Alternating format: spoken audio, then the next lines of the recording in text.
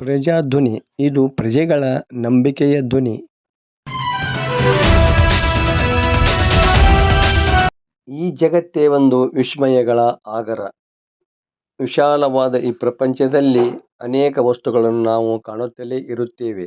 ಈಗ ಕರ್ನಾಟಕದ ಕೊನೆಯ ಜಿಲ್ಲೆಯಾದ ಬೀದರ್ ನಗರದಲ್ಲಿ ಬೃಹತ್ ಹಬ್ಬವೊಂದು ಪ್ರತ್ಯಕ್ಷವಾಗಿದ್ದು ವೈರಲ್ ಆಗುತ್ತಿದೆ. ಬೀದರ್ ನಗರದ ಅರಣ್ಯ ಪ್ರದೇಶದಲ್ಲಿ ಈ ಹಬ್ಬವು ಕಂಡು ಬಂದಿದ್ದು ಜನರು ಇದನ್ನು ನೋಡಿ ಬೆಚ್ಚಿ ಬೀಳುತ್ತಿದ್ದಾರೆ.